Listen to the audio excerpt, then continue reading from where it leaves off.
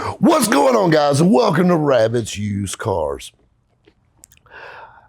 I'm going to feel a little bit like the cat in the hat when I say this. I've sold cars to everybody. I've sold cars to guys and girls and guys that dress like girls. I've sold to athletes and porn stars, or should I say adult film stars, as they like to be called. Or I have sold cars to guys that are entry level. I've sold cars to guys that have hundreds of cars. And I have literally, I think, sold cars to every walk of life. Sometimes, you gotta understand, death plays a role in this car business, especially collector cars. You gotta think about someone passes away, they sell a collection off, or, belong to a family member that passed, or whatnot. So, you see that. But I've never had this experience happen before. And this just happened recently, and I was kind of letting a little time go by so I could share it with you guys. And I'm going to try to keep the details a little vague. It's a car you guys saw, so I'll leave it at that. So I get a call from a guy. Hey, I like blah, blah, blah. Asked me a bunch of questions about it. I answered him, sent him a few detailed pics, whatnot. He's tickled. And this guy had called me on a previous car I had. And I sold it before he could make up his rabbit ass mind about it. Like I told him, I said, listen, bud, it's time to poop or get off the pot, rock star. They move quick around here. And I said, here's the details. You let me know. About an hour later, I want that thing. Ain't but a few hours down the road. I said, tell you what, he said, well, I reckon I could wire you the money, but can you just transport it to me?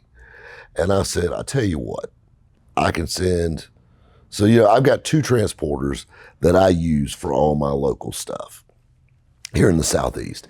And these are two guys that I've known for years. Of course, we got the trailer Ginger Devin, and then we've got Nate Wheelbarrow. His name is Wimbrow, but I call him Nate Wheelbarrow. These guys move my cars up and down the South, just the local runs, quick runs. I said, I'll tell you what, so I'll get a trailer jockey and we'll load this thing up and I'm going to bring it to your front door and you can pay him in cash. Hey, I love it. I ain't got to go to the bank. I ain't got to do nothing. I'm here just to make your life easier. Call up Devin. Of course, Devin was busy. Called up Nate. Nate said, hey, man, I got you. I'll be there in the morning. Love it. Nate shows up about 10 o'clock. Apparently, his idea first thing in the morning is 10 a.m. But anyway, love you, Nate. He shows up, get the car loaded up, got the paperwork done. Hey, you tell him, sign here. You take money from him, bring to me. The end. Car loads up, it's gone. Had another customer come in, showing him cars and all this stuff. A few hours goes by, go to lunch. Another couple hours goes by, haven't heard nothing. Well, he might got caught in a little traffic. Or, bad guys want to look at it. I'm sure he's going to zip it up the road and all that stuff. It was a great car. So finally, I text Nate and I said, everything all right? He said, you won't believe this shit, was his exact text. You will not believe this shit. And I'm thinking, the cars that fell off the back of the truck. Something's hit it. He got pulled over, he's been arrested again, or something. So try calling him, and it goes to voicemail, which, if you ever want to piss me off, mush my call. I would rather someone slap my mother in the face than send me to voicemail. It just pisses me off talking about it. So here I'm trying to figure out, what what's going on? Is my car tore up? His truck broke down? What? Fucking the sky falling, something. Give me something, Don't leave me hanging. He finally calls me. He goes, Nate, what's going on, man? He goes, so that guy we sent this car to? I'm like, yeah.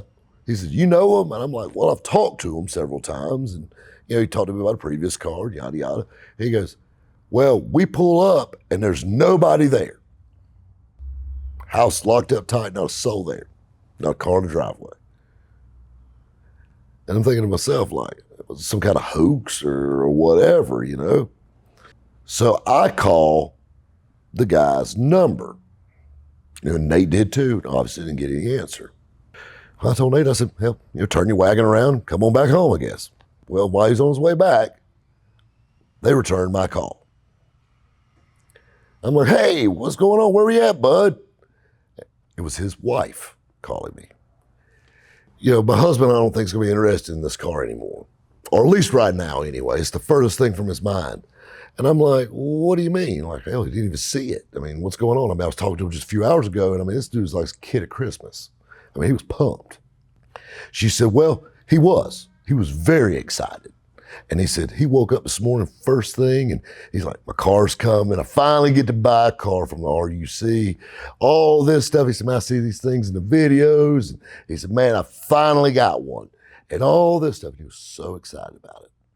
And he said he was pacing in the driveway. He was so excited. He had a massive heart attack in his driveway and dropped right there. Luckily, like his wife was there, and they rushed him to the hospital. And he's okay. He is stable, and actually I got to talk to him, and he told me, he said, I think I need to wait just a little while before buying something. He said, I'll definitely be in the market for one once everything kind of levels out. And I'm like, brother, we got you covered. We got you covered. And I ended up actually selling the car the next day to somebody else. You think about the craziness that comes out of this building. Every customer's a little different, it's crazy. I bought cars because people died, but I've never lost a sale because somebody almost died. That's nuts. Hey, never know what you're going to get here at the RUC. Guys, we'll catch you next time at Rabbit's Used Cars. I want to kiss you all over. Apparently, his idea first thing in the morning is 10 a.m., but anyway, love you, Nate. He's at Bike Week right now, asshole. Anyway, his wife calling me. She says, I don't think my husband's going to want I said it.